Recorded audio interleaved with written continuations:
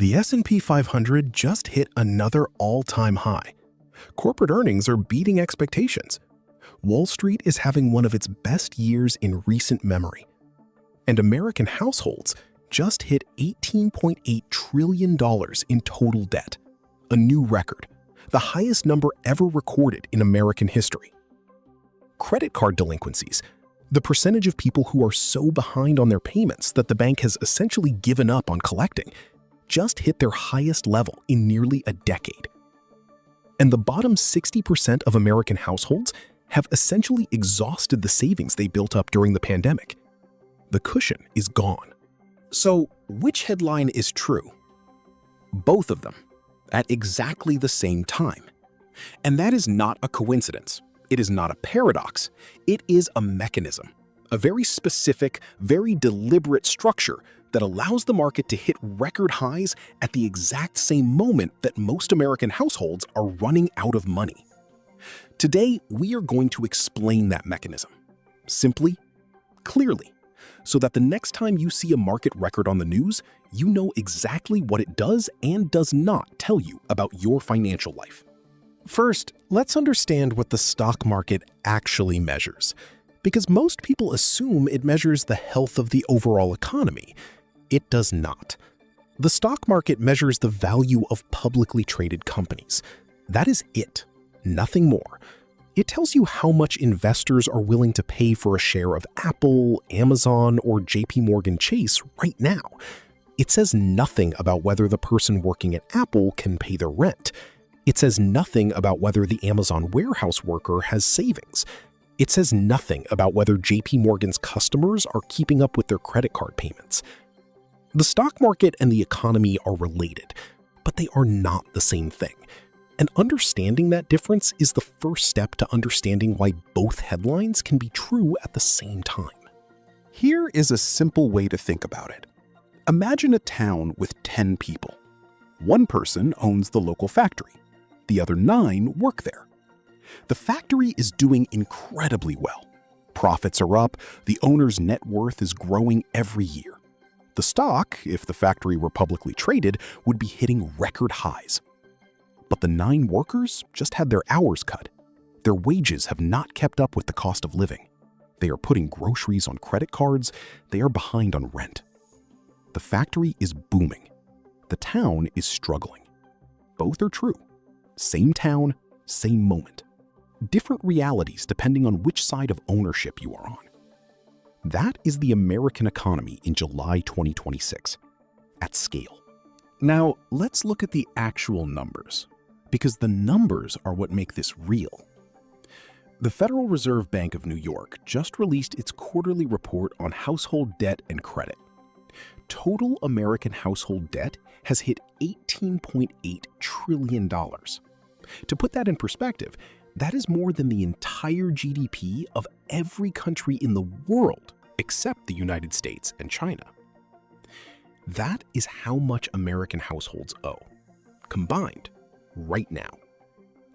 Credit card balances alone have reached $1.28 trillion. That number has been climbing consistently for 3 years. And here is the number that should stop you cold. The serious delinquency rate on credit cards, meaning people who are 90 days or more behind on payments, has risen to 7.13%. That is the highest level in nearly 10 years. 7.13% sounds like a small number. It is not. It means that more than 1 in every 14 credit card accounts in America is severely delinquent right now. Not a little behind, severely behind. The kind of behind where the bank starts calling collections. And this is happening while the stock market is at record highs. Now, look at savings. During the pandemic, American households, especially lower and middle income households, built up an unusual cushion of savings. Stimulus checks, reduced spending, deferred payments. By 2021, American households had accumulated roughly $2.1 trillion in excess savings, above their historical baseline. That cushion is gone. According to multiple analyses of Federal Reserve data, the bottom 60% of American households by income have essentially depleted those pandemic savings. The money that was buffering them against rising prices, higher interest rates, and stagnant wages has run out. They are now running on fumes. Credit cards, buy now, pay later, borrowing from family. The personal savings rate, the percentage of income Americans are actually setting aside each month, sits at approximately 2.6%, near historic lows. Same country, same moment. Record market highs, record household debt, historic low savings rate, all true simultaneously.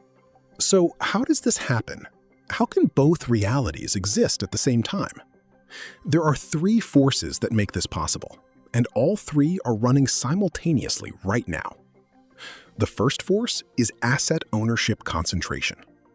We covered this in a previous video, but it is worth repeating here because it is the foundation of everything else.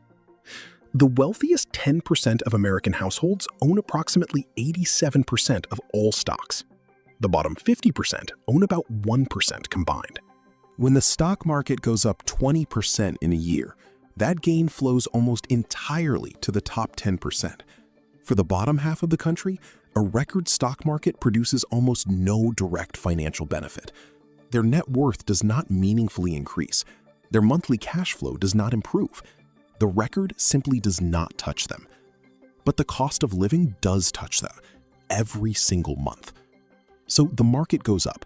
The top 10% get wealthier. The bottom 60% keep paying more for groceries, rent, and car insurance. And the gap between the two groups gets wider with every record the market sets. The second force is interest rates. The Federal Reserve has kept interest rates at elevated levels throughout 2025 and into 2026. The current Fed chair, Kevin Warsh, has signaled a continued focus on fighting inflation, even at the cost of economic growth.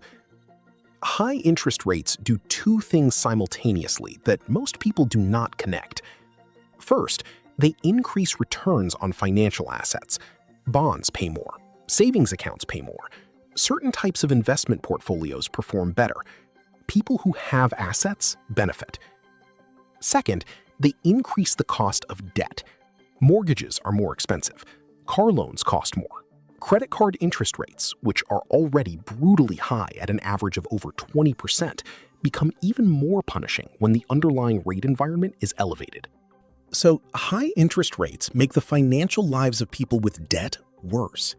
And because asset ownership is concentrated at the top and debt is concentrated at the bottom, high interest rates systematically transfer financial well-being upward.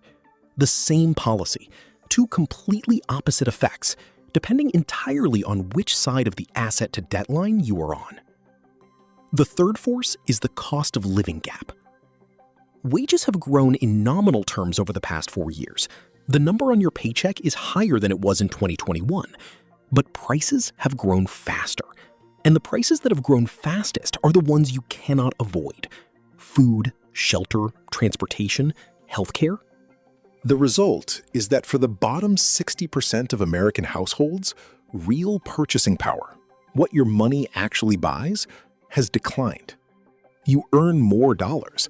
Each dollar buys less. The gap between your income and your cost of living has quietly widened.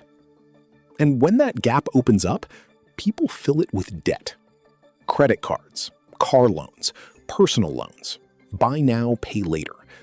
Each one adding to that $18.8 trillion total. Each one adding to the 7.13% delinquency rate. Each one making the next month a little harder than the last. So here's the thing about the market being at record highs. It is real. The number is accurate. For the households that own meaningful amounts of stock, and that is roughly the top 20% of the wealth distribution, this market is genuinely making them wealthier. Their retirement accounts are growing, their investment portfolios are expanding. For them, the economy feels good, because for them, it is good. But that record market tells you nothing about whether you can pay your credit card bill this month. It tells you nothing about whether your savings are growing or shrinking. It tells you nothing about whether the gap between what you earn and what everything costs is getting wider or narrower. The next time you see a market record on the news, ask yourself one question. Who owns the market? Because that is who the record is for. If you are in the bottom 60% by wealth, and statistically most people watching this are, the record is not for you. It is happening in a parallel financial reality that shares your country, but not your bank account. Both economies are real. Both are accurately described by their data.